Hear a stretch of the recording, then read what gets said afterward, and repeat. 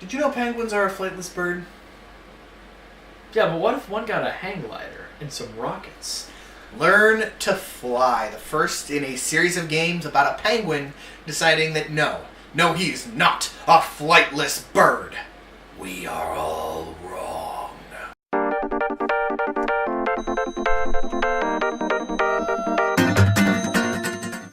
I think this might actually be the first time I've played the first game, because I never remember playing one quite as simplistic as this one overall. It still definitely had a lot of the elements I was expecting, but I suppose I'm reviewing it more in view of what I've seen in 2 and 3, but it also made the storyline a lot more sensible in 2. I will say that. Learn to Fly is a distance game where you play as a penguin who saw on the news that penguins are a flightless bird. No, who looked it up on Wikipedia. Oh, right. Not Wikipedia, whatever. I think it was like Kiwipedia. I think so. He looked it up and found out that he is a flightless bird, and he determined to prove everyone wrong. He took rockets and a glider and is flying. And ran into an ice wall at the end. How far can you make it? You get paid by some unknown force for however far distance you make it. With each ramp that you can upgrade to as you unlock challenges, there are challenges. Fly a certain distance, go a certain speed, go a certain height, stay in the air for a certain amount of time, etc., etc. No, it's just those 4 different distances on those 4. Right. And a little bit further each time. Each ramp gets you higher off the ground and lets you go further.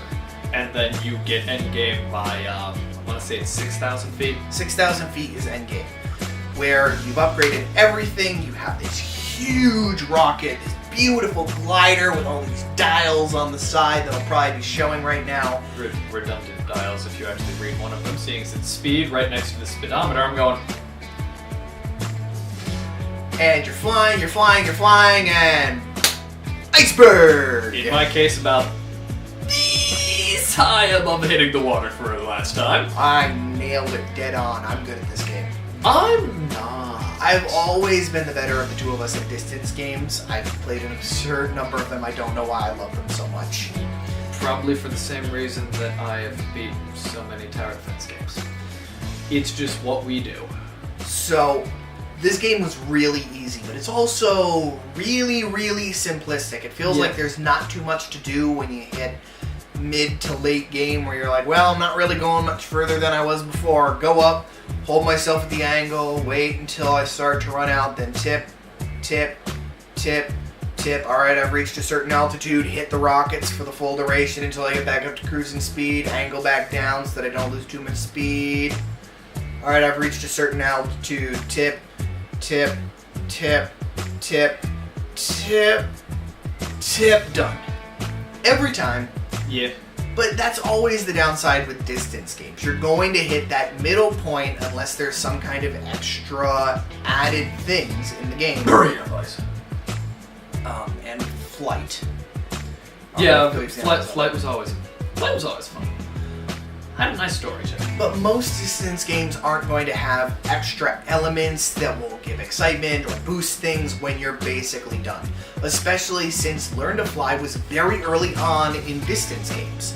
I wouldn't necessarily say the first, but it definitely is one of the ones that helped make the style of game well known and popular.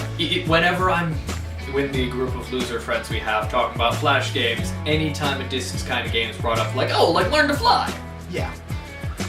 And the fact that it has 3 sequels also gives a bit of testimony to at least how well liked it was. Right, and those later sequels... That's from just the ridiculousness of the concept. Yes, but even those later sequels, you can see that they put more in them. Yeah. This was the first, and like a lot of times when we're discussing the first in a series, it's a little bit sketchy because it was older, it didn't have anything to build off of yet, and in this one's case... It was trying out new ideas. Right, and in this one's case, there wasn't a lot on that subject. So, would I suggest playing Learn to Fly over Learn to Fly 2 and 3? Or in general? I mean, maybe if you're new to the series, it gives you a good idea of what you're doing. It does have nice tutorials. Out of the glass. Get out of the glass, kitty. Maybe if you're really new to distance games, it has a lot of just, here's why this is important, don't be doing this. It does explain a lot of it because, as we said, it is one of the first in the genre, did not expect previous knowledge. Whereas you go into most, say, RPGs nowadays, or even probably when that was, it's like, you're going to have a basic expectation of, hey, this says characters, probably where you figure out what they can do, maybe equip stuff. This came in with none of those expectations. Right. The story also can make a difference because, believe it or not, there's a story to these, and like he said, the story in 2 made a lot more sense once he played 1. Yeah.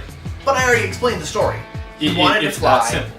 He wanted to fly, prove people wrong, ran into an iceberg. That's the story.